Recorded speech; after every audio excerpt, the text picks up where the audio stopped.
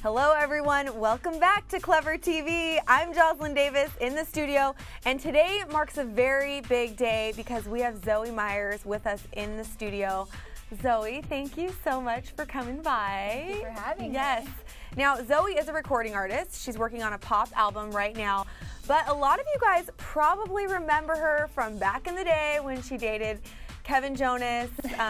It's no secret the relationship sparked lots of rumors, and I mean, some people said that you used him, which, I mean, I've met you before outside of this context, and I kind of find that hard to believe that you were using him for fame. Lots of bad things said about you, but today she is here. She has chosen ClevverTV to set the record straight.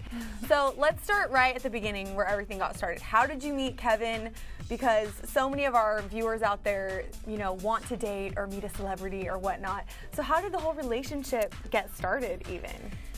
Well, I'd only been out in LA for a few weeks, and I, was doing as much as I can just to get started in business and everything.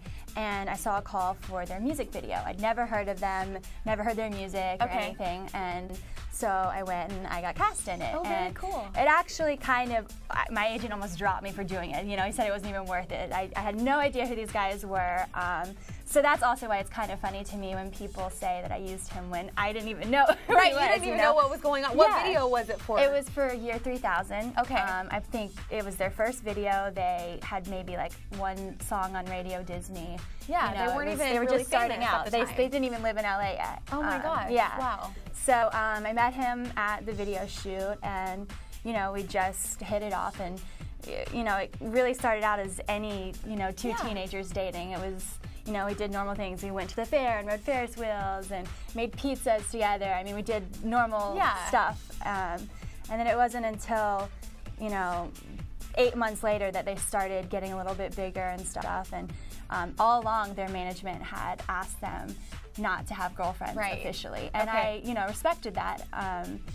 And it just kind of started to make things a little bit complicated. When you can't hold your boyfriend's hand just to walk down the street. Right. It starts to just suck, basically, Exactly. Yeah. And I guess it just kind of got complicated, and then that's when they moved out here, and things just got messy, I guess. Yeah, but the thing with that is that so many teens, and adults for that matter, dating is complicated, and it makes it even more complex when paparazzi is following you. Did you guys ever have any situations of that sort where you had to hide out or anything like that? No, I mean, I can't even think, even when I went to their concerts, I would fly across the country to New York to, for their album debut and, stuff like that.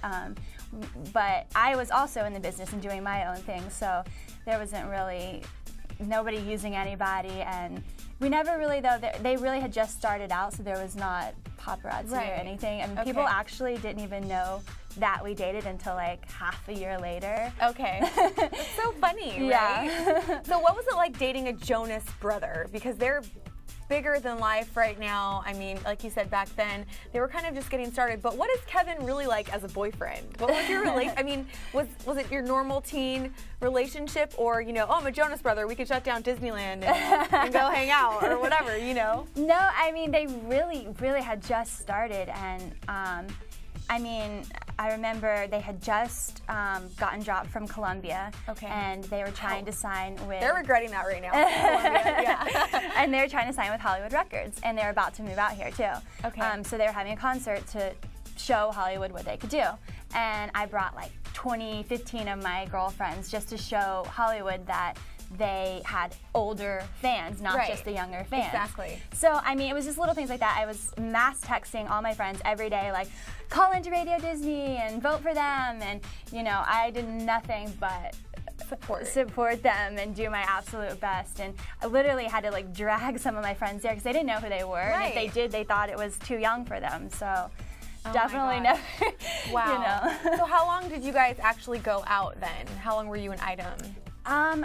I think it was almost a year. Oh, wow. But, that was more than 3 years ago, and that's what's crazy is that people are still talking about it. I know, and that's why you're here. I mean, you don't have to ever talk about it again if you don't want to. You can say, hey, go watch ClevverTV. Exactly. So then things came to an end. Like you said, things got really messy. You know, obviously both of your careers were probably taking off at the time. And that's when the rumors started flying, which brings us to Video Girl. Everyone says that this song is written about you, and it doesn't say the nicest things in the song. So, I mean, can you clear that up? Is that true or not?